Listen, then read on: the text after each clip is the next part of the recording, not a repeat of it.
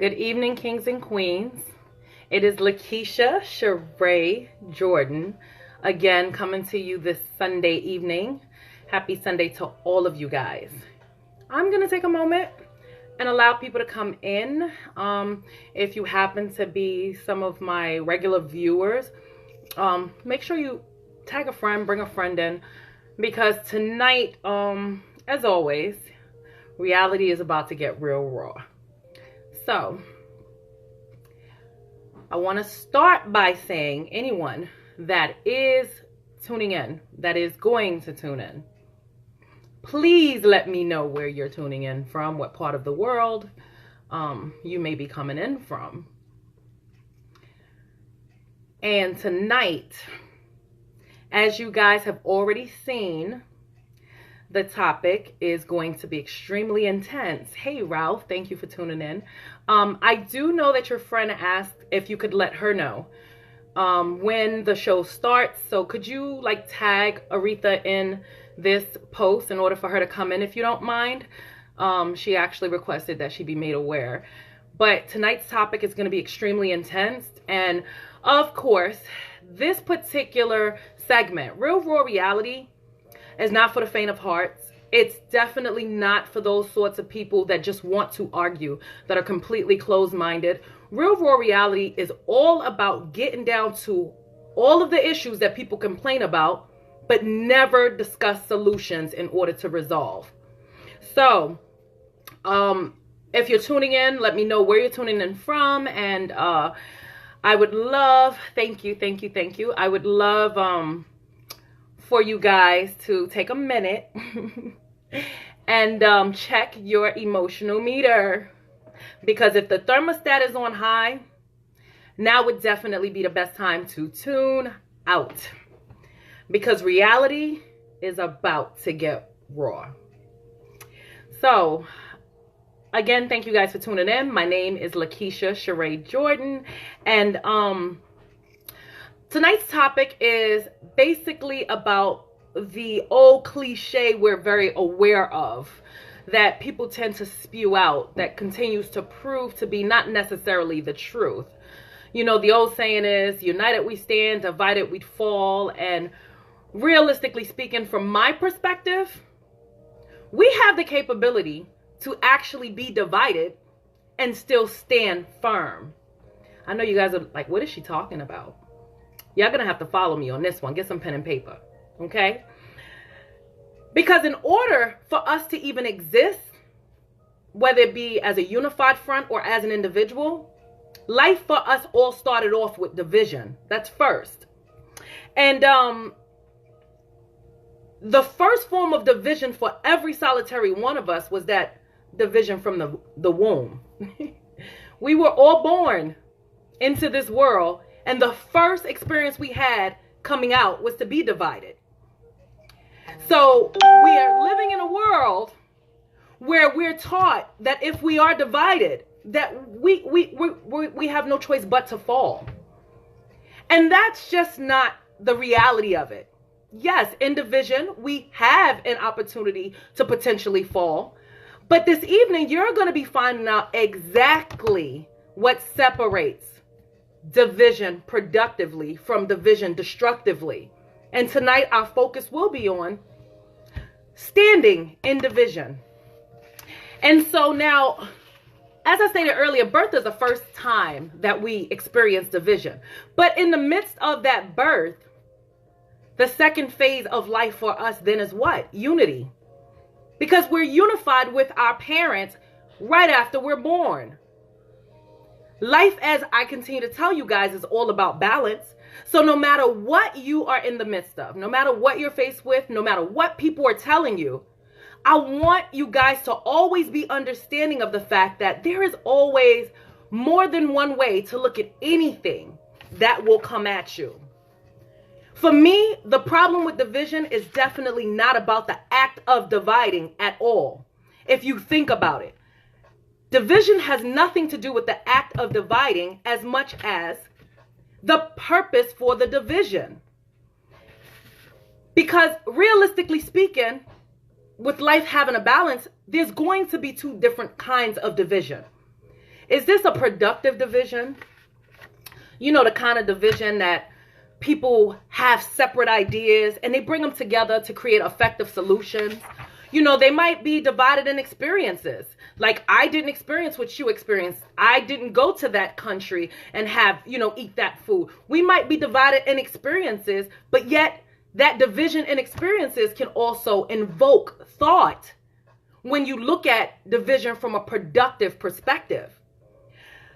You might be able to be divided into groups in order to go out as these groups to enlighten other people. This sort of division is definitely productive division.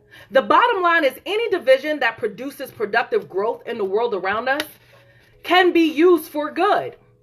So get rid of the cliche, united we stand, divided we fall.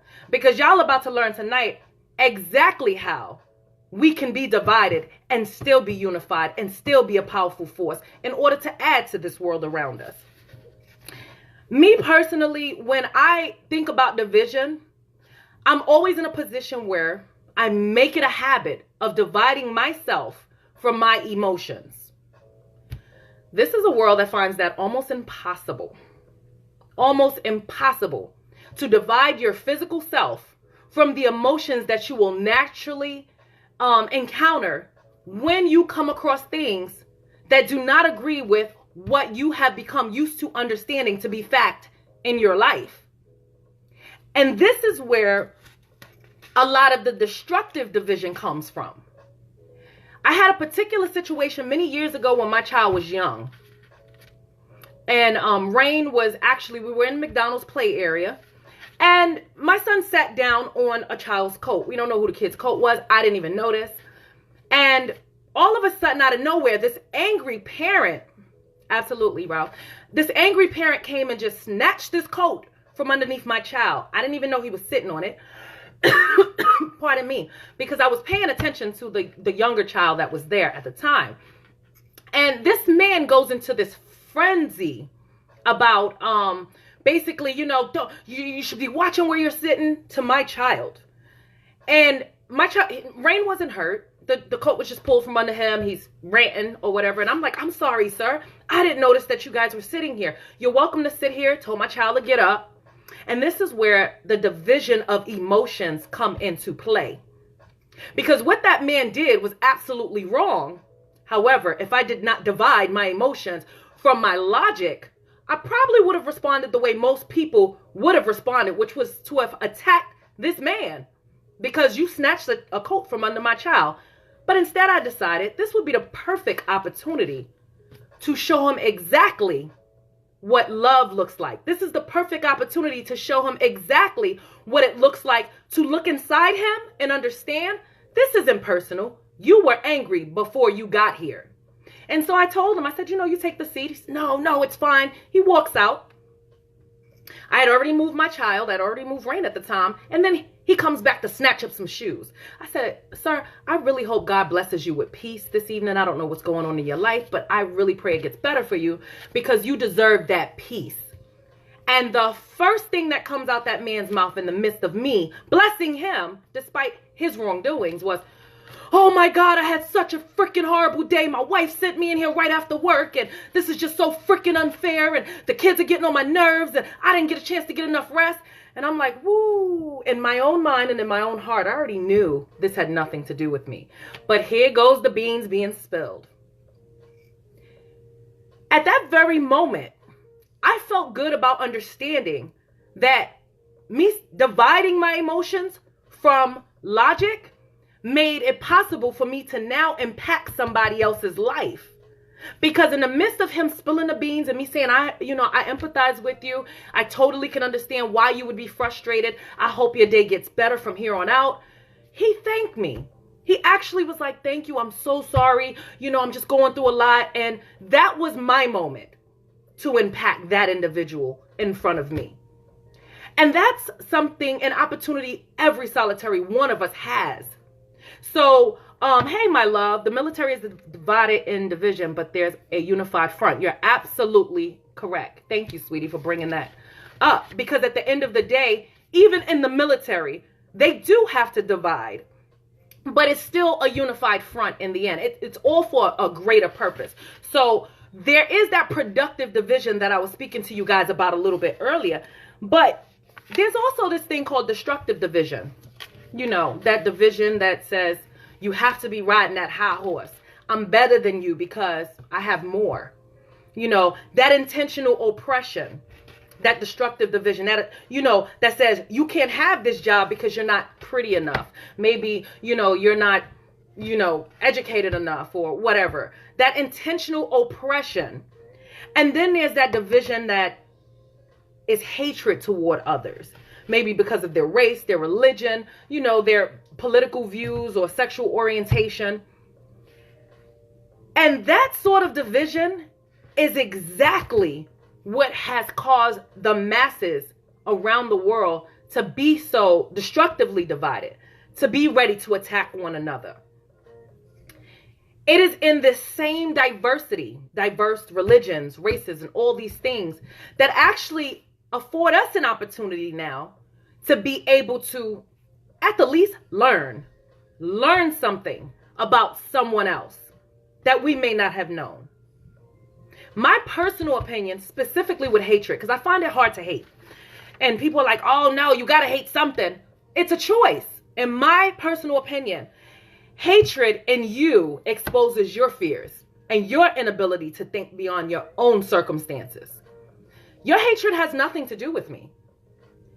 If you have set it in your mind that you're going to go out and you're going to hate, it is simply because you have these fears and that inability to actually take in the fact that other ideas do exist. It basically says, let me divide from you because you could possibly become better than me. I'm scared you might become better. You could possibly persuade people to believe in or follow what you're saying. This is so surreal in the political world and in the religious world. That division in those two arenas is so intense. You have grown folks acting like kids, guys. It's about to get real. Please tune out if you get offended easily. This is that time to do it. Because right now, as we speak, we have a lot of religious leaders and a lot of political leaders that are acting like they're in Head Start just because they do not agree with your perspective. And the funny thing about it is, no matter what political side you're on, maybe you guys have heard it. Please, guys, chime in. If you have ever heard a political party that has complimented the other side, that has actually said they're doing something right, please let me know.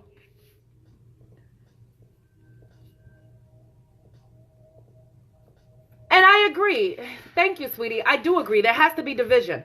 But this is where we're talking about the productive division, because in those sorts of settings, that's productive, my love, versus destructive division. And right now, when I think about the destructive division, especially, like I said, in the religious and the political world, people are literally throwing tantrums. Grown folks are putting other people down and bashing them because they don't agree with what the other parties are saying. But they will never say, you know, I hate the fact that you believe this. I hate the fact that you passed this law. Hate is a strong word. But I don't agree with the fact that you passed this law. But I do agree with the fact that, okay, that one law you passed was on point. And the reason political and religious leaders don't do things like that, because, again, that hatred is a reflection of fear. If I start pointing out the things about you that's good, then all of a sudden other people might be looking at you saying, you know what, they're right. Maybe this person isn't that bad. Maybe this religion really isn't as crazy and sideways as everybody wanted me to believe. It's going to take the attention off of these self-absorbed people that are behind these particular parties. And not everyone on political parties are self-absorbed. However, if you cannot be honest enough to say that there's going to be negative and positive on both sides, yours included, then there truly is something wrong with your way of thinking. I feel like there's a lot of logic in exploring the negative and positive in situations. And because of the fact that there is a really good avenue for us to be able to stop and think. Like, not everybody's a thinker. Some people are just people that want to be told what to do. And this is the majority of the world. This is why, and I'm not going to say the majority of the world, but this is many people. This is why we have to tune in to political stories, the news, and different things in order to get our feel of emotional interjection. Because if I read a story in a newspaper, what I'm reading is what when you read the paper, what are you reading in that paper? You're always going to read one person's perspective of what that story is. You're never going to get the other side from that particular paper. But you might go and read another paper or watch another news station and hear something totally different. Now your emotions may be all over the place, like, I don't even know what to believe. But on both sides of the spectrum, divided or not, there's always something that we can learn and build from both sides. Unfortunately, we live in a country where you can go to jail for killing an animal, but you can also go to jail for feeding a homeless person in some states. I've never heard of such chaotic division in my life. We don't want you to be homeless. We want to try to help build this world. But the people in it better not feed you, or we're going to put them in jail.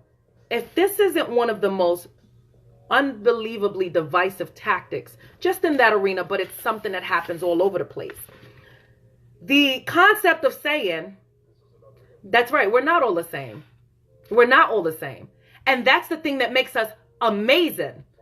Because the fact that so many people, thank you, my love, the fact that so many people believe that we have to be the same in order for us to coexist, to even build as a group and a team is absolutely ridiculous. It's funny because this is one of those countries that say you have to be humane, but not to humans unless it suits my self-focused agenda. If I can get a rise out of a group of people in order for them to then feel like, oh, I got to vote for you, I got to join your group, I got to join your religion, then of course I am now going to say, hey, we got to be humane, we got to do this, we got to do that. And there's nothing wrong with that, but it is absolutely something wrong with you saying, my perspective is the only one that exists. My journey, the things I've been through are the only things that exist. You know, I feel like even if you don't agree, at least attempt to consider what the other person may have experienced for them to come up with that perspective. You know, at the end of the day, we literally don't realize how powerful it is for us to be able to just sit back and say, you know what? I don't have to embrace your idea. I don't have to agree with your idea. But let me see what this idea might potentially be able to add to me. Because we do live in a selfish world. We do live in a world where a lot of people are looking at themselves. And so because of that, I feel like it's the perfect arena for us to really start digging into what we can do in order to utilize this division to strengthen the world around us. And so for me personally, and you guys got to forgive me for a second, I don't understand what happened. My thing is, look at what is going on with someone that you do not agree with and try to at least think about what they could possibly be doing right with what they're thinking. And again, you don't have to agree, but there is definitely something to be learned in every arena. I think, okay, that's what happened. I think for all of us, we get an opportunity to get ourselves in a position where if we're really truly thinking about being the solution, if that's where our mind is really at and that's where our hearts really are, we are really going to be looking at every aspect of the things that are going on anyway. Because people that thinkers, people that think, not the narrow-minded ones, the people that actually think are going to say, wait a minute, this is how I think. And I think this way based off of what I believe, what I was taught. However, I never thought to explore that idea. This idea might be in addition to what I already know. And because of that, there's always something to learn from what's happening with us. I mean, in the midst of the division that can actually unify us, the division that can actually strengthen us. I tell people, you think about, there are many roads that can lead us to the same destination. That's absolutely true, Ralph. And that's exactly the point I was getting ready to make. You think about the fact that in this country, we have so many different cultures. And I love that. This country is so freaking diverse. But it's that diversity that allows us to now explore the natures of other people from around the world. I might go to an Indian restaurant and never had Indian food. Just because I walk in an Indian restaurant does not mean I'm going to like their food, but I've never had it, so it also doesn't mean I'm going to dislike it. However, if I discover I don't like it, what is the point of bashing these people because their culture of eating did not suit me well? We are the example. We are the example for the next generation of people. And when I can turn on, whether it's Fox, CNN, ABC, when I can turn on any of these news stations and watch how many politicians right now as we speak are throwing tantrums, bashing other people because they may not agree with what they're saying, as opposed to just disagree. And I disagree with that. But I'm not going to call you an idiot. I'm not going to sit there and say, oh, you know, you need your head chopped off. You need to go to jail. You're so stupid. Because what I am then telling you as a child is, the only way you can disagree and be heard is by putting other people down. There is a lot. Good point, Ralph. There is a lot we can learn from division. There's a lot we can learn from separation. Because that's when you think about division, that's exactly what it is separation. And there's so much beauty in being able to separate ourselves from the outside world, other groups of people, other religions, other mindsets. Because there is a whole bunch that we can learn from one another and just kind of stepping back and dividing ourselves from what we consider to be normal. And because of the fact that there's a lot to learn, that means there's a lot for us to dispense to other people. I can't necessarily, for me personally, I don't know about you guys, I really find it hard to absorb negative energy, like to literally take that in and take it personal. Because you guys will hear me say over and over and over again, test the theory. It is so hard for me to give you what I don't have. If I am a predominantly positive person, it's hard for me to give you negativity. It's not in me. But then when you see these people that will bash other people because they don't think the same, they don't look the same, they don't act the same, they are showing you what's embedded in them. They are literally showing you the core of what's deep inside of them. This culture is unified, but us, we are a part of everything else but our own, but is reality. These other cultures don't really. Well, that's a really good point. Even in this culture, that's an excellent point. In this culture particularly, we are the only culture that tend to be divided in a destructive manner. We really are. The African American culture, the brown American culture, whatever you choose to call it, is the only culture that will not go and funnel their money into their buying market. They will not go and support their friends or neighbors or anything when they're doing something. They won't support those ideas. And this is the perfect example of destructive division. This is a culture of destructive division.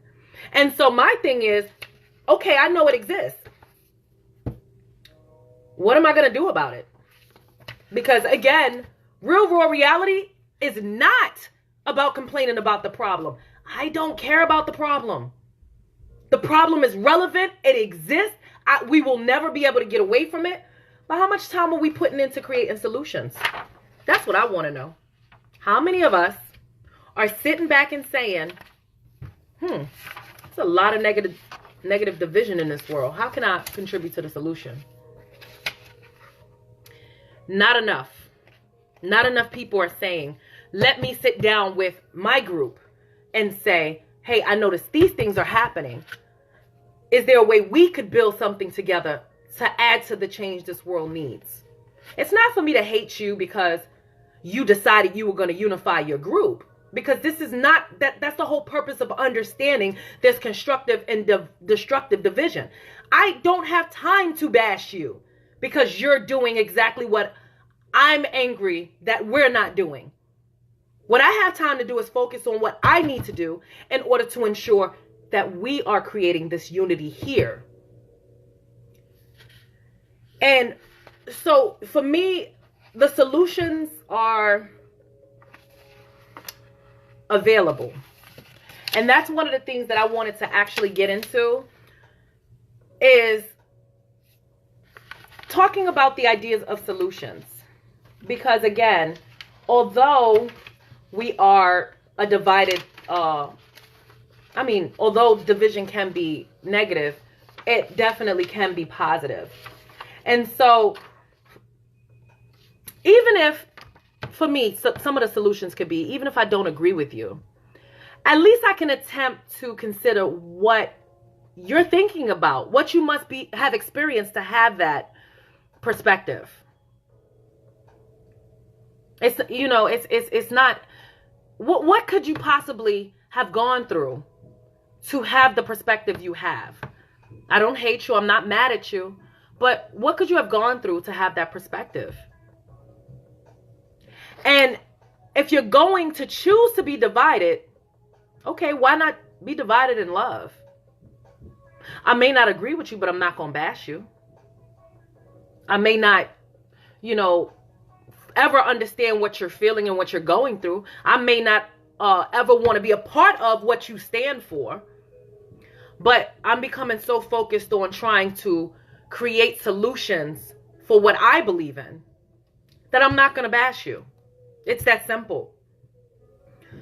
I say, ask yourself, is there anything that I may be able to learn from that person's perspective? At the least, you're going to learn that someone else has another perspective. Come to the table with a small meal, and if we all combine it, we will have a feast.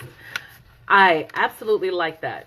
That's absolutely true. Ralph said, come to the table with a small meal, and if we all combined it, we can have a small feast. Kind of like a potluck. So, no, we don't have to come to the table with the same food. But when we come with different foods, different ideas, different ways of thinking, we have the opportunity to create something powerful. And so we have the capability to stand divided and be a powerful force. But the idea is to stand together in that division and say, what can we do with these divided ideas, these divided theories? How can we make this a big pot of gumbo that's going to be the bomb, that's going to actually add to, that's going to enhance, whether it's you wanting to know how to do that with your culture alone, or you wanting to know how to do that in your community, within your family. The ideas come to the table. Bring all of your division to the table. Lay it down and start putting things on your plate, because you might end up with an amazing meal. So for me, guys, all of us move in this world. We all have a story. I'm going to ask you guys, I want to take a moment out and ask you guys, what's your real world reality? Stacy, thank you so much for checking in. My husband, thank you. Mr. Jordan.